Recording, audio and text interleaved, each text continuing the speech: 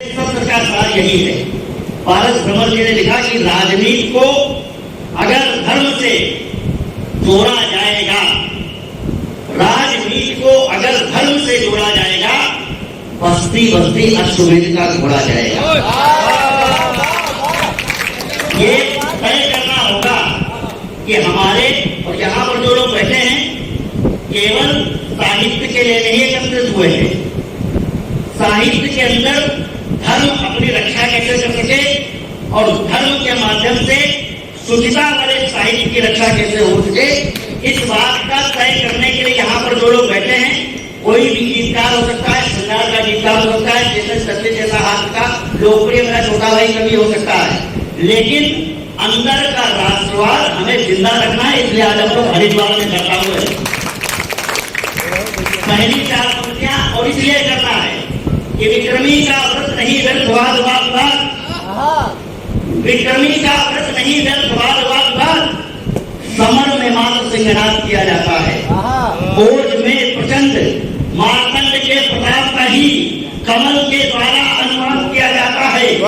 जीते जी तो शौर्य गाया जाता है, परंतु सत्य यशान मरने के बाद किया जाता है, और कायरों की जीत कभी पूजी नहीं जाती, बस बलिदान वीरों का ही याद किया जाता है। और मंच पर जब हम वीर की बात कर रहे हैं तो ये शब्द की शक्ति होती है, और जब हम इस बात की चर्चा कर रहे थे तो बड़े भैया अमित चाची जी इस मंच के प्रांगण में उपस्थित होते हैं। मैं एक बार अपनी बड़ी तालियों से उनका अभिनंदन कीजिए। और भैया यहाँ पर धर्म, राजनीति और साहित्य की बात हो रही है। साहित्य को आप बहुत पहले से प्रेम करते हैं, आपने धर्म को भी प्रेम किया और राजनीति की बात में थोड़ी आपके साथ जो हुई, लेकिन ईश्वर मंगल करेगा। और आप लोग पुनः जब आप वास्तविकता में राजनीतिक रूप से जो आपकी घर वापसी हुई है, पूरा कवि समाज राष्ट्रवादी और इतना पसंद है, एक बार जरा उनकी वापसी के लिए बड़ी तालियां होनी चाहिए। बहुत बहुत आभार कि आपने, भैया क्या हुआ, मैं छोटी सी घटना, अब आप आ गए तो मैं क्या करूं। वो एक आदमी था, भैया 20 मंजिल से कूदा और वो मर गया। तो मैंने उसको देख करके समझा कि 20 मंजिल से जो कूदेगा वो मरेगा, लेकिन कूद करके नहीं देखा।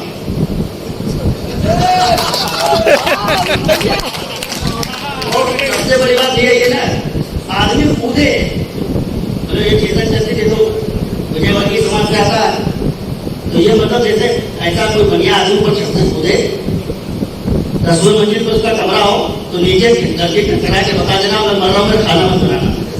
लेकिन ऐसा व्यक्ति कूदे जो 10-20 करोड़ लेके कूदे, ये भी एक छोकरी कला है। लेकिन भैया इसलिए एक चीज और करना चाहता हूँ, अगर कुछ बहुत कुछ गवाने के बाद में अगर आपने हिम्मत नहीं हारी है तो भी आपने कुछ भी नहीं खोया। मैं जिस क्रम में हूं यहाँ पर, पहला छंद भैया सुनाया था और आप आ गए। इतिहास में दबे हुए हैं इतने सवाल, हमको पढ़ाया क्या गया। अभी एक कोई लिख रहा था कि कुछ लोग नमाज पढ़ते हैं उसकी वजह से सेंटर पृथ्वी का ठीक रहता है। मैं सोचा था 1400 साल पहले इसका सेंटर कैसे चल रहा होगा। इतिहास में दबे हुए हैं इतने सवाल, अब तक आई ना जवाब की कहानियां, सागर से ज्यादा है तालाब की कहानियां, चेहरों से ज्यादा है नकाब की कहानियां, और जुगनू पे छापी है किताब की कहानियां, हमसे छिपा लिया आफ्ताब की कहानियां, और कोर्ट पे गुलाब की कहानियां सुना करके देश से मिटा दी इंकलाब की कहानियां। देश में वापस ये इंकलाब की कथा को जिंदा करना है। साहित्य की बात अगर करनी होती तो लिटरेचर फेस्टिवल भी किया जा सकता था मुंबई के अंदर, दिल्ली के अंदर, लेकिन अमित भैया ने याद रखना उन लोगों को ही प्राय 95% तो कह सकता हूँ, 5% नहीं कह सकता, लेकिन 95% उन्हीं लोगों का सहयोग किया है जिन लोगों ने धर्म और देश के प्रति अपनी आस्था रखी है। और ये हम लोगों का नैतिक कर्तव्य भी है और अधिकार भी और दायित्व भी, इस बात को कहते भी हैं। इसलिए बहुत विशेष रूप से ध्यान रखिएगा।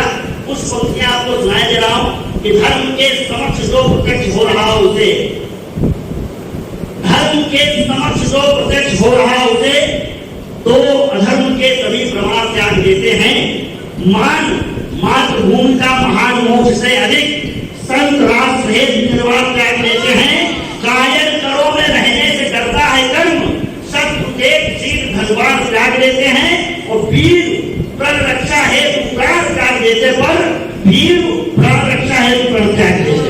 तो हमें क्या करना है, इसके लिए तैयार रहना है। और ये मेरे ख्याल से धर्म की जो बात थी वो मैंने कर दी। एक तो चंद क्योंकि मंच पर हूँ और संतों की उपस्थिति है, देश में राममय वातावरण है, एक दो चंद आपको वहां से सुना देता हूँ।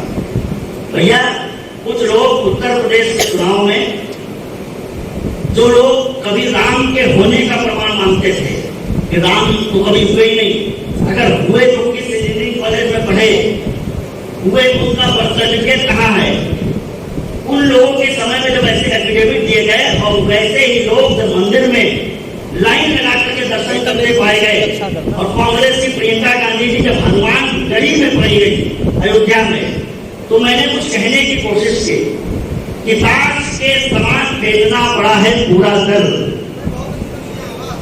और मुझे पता है कि अंतिम पंक्ति में आपको हिंदी कविता का भी चमत्कार दिखेगा और बजरंग बली जी का भी चमत्कार दिखेगा कि ताश के समान भेजना पड़ा है पूरा दल, द्वार द्वार जाके जनता से भेजना पड़ा।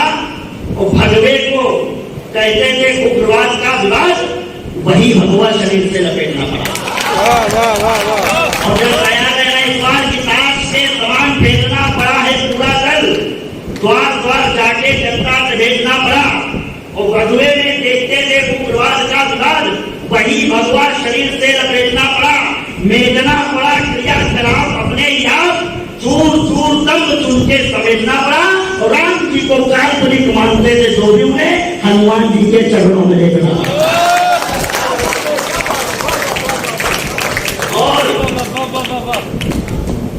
राम भाई ने बहुत अच्छी बात की, कभी अक्सर अच्छी बात करते हैं। अच्छा वो बीच में कर्ण भी आ गया, अर्जुन भी आ गया। भैया मेरे मौसी के दो बेटे हैं, उनका नाम भी कर्ण अर्जुन है, बहुत लड़ते हैं आपस में। और अच्छा अच्छी बात यह है कि राम भाई ने बहुत अद्भुत बात बताई है। अभी तो इन सत्रों के बाद हम लोग विस्तृत रूप से इस पर चर्चा भी करेंगे, छंद की भी कार्यशाला होनी है। इसके अलावा जो है हम लोग कई और विषयों पर भी बात करने वाले हैं। एक ये आपको ध्यान रखना है जीवन के युद्ध में कि कहां पर कर्ण सही है और कहां पर अर्जुन सही है। कर्ण के विषय में कई सारी भ्रांतियां हम लोगों ने मन में रखी हैं कि वो बहुत बड़ा ही योद्धा था, निश्चित रूप से वो बड़ा योद्धा था, लेकिन वो अर्जुन से पहले भी 2-3 युद्ध हार चुका था। और लगभग अर्जुन से 15 वर्ष की आयु में बड़े होने के बाद भी वो अपने छोटे भाई से ईर्ष्या रखता था। कर्ण ही वही व्यक्ति था जिसने द्रौपदी को गंगा पर बिठाने के लिए कहा। और अगर ऐसे व्यक्ति के लिए स्त्री समाज से पूछना चाहता हूं कितना भी बड़ा योद्धा हो सम्मान होगा, तो मुझे ध्यान रखना है, सबको ध्यान रखना है। कर्ण जहां पर शापित था उस चरित्र की बात राम भाई ने की है, लेकिन जहां पर अर्जुन सही है वहां पर अर्जुन का साथ देना भी सीखिए, ये भी आपकी जिम्मेदारी है। और जो विशेष बात है, अंत में 2-3 पंक्तियां आपको एक क्वेश्चन सुना देता हूं और बहुत लोकप्रिय छंद हुआ, लोगों ने पसंद भी किया। राम इस देश के लिए है क्या कि केश जो महेश के विशेष सुनते रहे थे। अच्छा राम कह रहा था चरवा मत करो, उसने मेरी लाइन का बहुत अच्छा चरवा किया, मुझे अक्सर सुनाता है।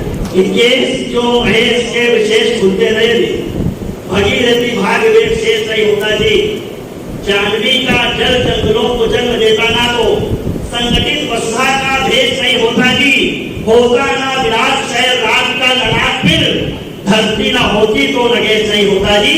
तो भारत की आत्मा के प्राण तो श्री राम जी ना होते तो यह देश नहीं होता। काशी में हम लोगों ने देखा है क्या हुआ है कि शीश को स्वदेश को झुकाएंगे सदैव शीश, भारती के पद पुंडरीक नहीं छोड़ेंगे। शीश को स्वदेश के झुकाएंगे सदैव शीश, भारती के पद पुंडरीक नहीं छोड़ेंगे। वीर बप्पा रावण के द्वारा गुना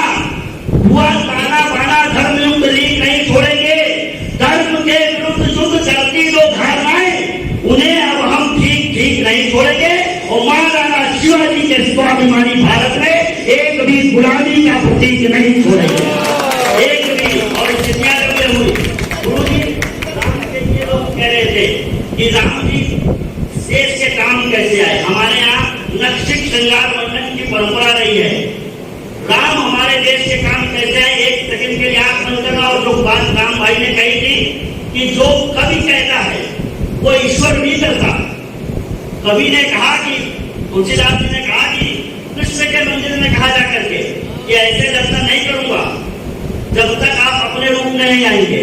तो कृष्ण जी को बांसुरी छोड़ करके धनुष बाण के रूप में मूर्ति में आना पड़ा, तब तुलसीदास ने दर्शन किए। कविता की शक्ति को पहचाने यहाँ पर जितने लोग हैं वो साधारण लोग नहीं हैं। ये लोग अगर अपनी क्षमता का पूर्ण आकलन करेंगे तो निश्चित रूप से भाषा संस्थान के कार्यकारी अध्यक्ष जी के सामने मैं ये कहने का प्रयास करता हूँ, जिन लोगों ने ये धारणा बना रखी है कि हिंदी कविता पढ़ने लायक नहीं है और उसका पाठ्यक्रम में स्थान नहीं हो सकता है, अगर आप लोगों ने अपनी क्षमता का पूर्ण आकलन किया पूरी तरीके से तो निश्चित रूप से यह कलंक जो कवि सम्मेलन के मंचों पर कई सालों से लगा हुआ है उसको धोने वाले आप में से ही निकलेंगे। एक क्षण पढ़ने की कोशिश करता हूँ राम हमारे बीच में राम कैसे आए। एक सेकंड के लिए आंख बंद कीजिएगा, ऐसा लगेगा राम आपके सामने उतर रहे हैं कि शीश तो आशीष है तु माता पिता गुरुओं के। सूरज भाई सुनना कि शीश तो आशीष है तु माता पिता गुरुओं के, आंखें भक्तों के उतरने के काम आ गई। कि शीश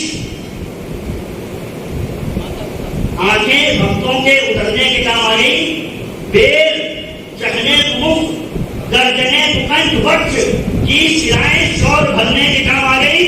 खींच के सारंगवाण छोड़ती हुई भुजाएं रावण के प्राण करने में काम आ गई। और चरण अहिल्या मां को तारने में आए काम, पादुकाएं राज करने में काम। 6 महीने पहले एक चुनाव हुआ था अमेरिका में, जो जीता वो हमारी विचारधारा का विरोधी था, जो हारा और निश्चित रूप से कम इस्लामिक आतंकवाद को बोलने वाला व्यक्ति था पूरे विश्व के मंच पर। लेकिन जब लोकतंत्र की बात होती है और जब यूरोपियन कंट्री जब कहती है कि ये 7 सफेदों का देश है और अपने आप को अमेरिका कहता है कि oldest democracy of the world वो खुद है, तो मैं उसको बताना चाहता हूँ कि लोकतंत्र देखो कहां पर है। तुम्हारे यहाँ कुर्सियों के लिए इस बार चुनावों में चप्पल चल गई और इस बार हमने हजारों साल पहले राम जी के खाओ से अयोध्या का सिंहासन 14 सालों तक चला करके बताया है। लोकतंत्र जिसे कहते हैं, संस्कार जिसे कहते हैं, इससे कहाँ सीखने की जरूरत है। और जो अभी स्थितियां आ गई है गुरुदेव, अभी तो यह है कि सोमवार, मंगलवार, फिर बुधवार, फिर बृहस्पतिवार, फिर पत्थरवार, फिर उसके बाद जो उत्तर प्रदेश में है तो पत्थरवार के बाद शनिवार के बाद बुलडोजर वार भी देखना पड़ेगा। बगावत देश से कर दुश्मनों का साथ बन बैठे, बगावत देश से कर दुश्मनों का साथ बन बैठे, पड़ोसी मुल्क की भारत में वो आवाज बन बैठे। न जाने क्या सिखाया जा रहा है इनके मदरसों में, जिन्हें अशफाक बनना था वे पत्थरबाज बन गए। इस चुनौती को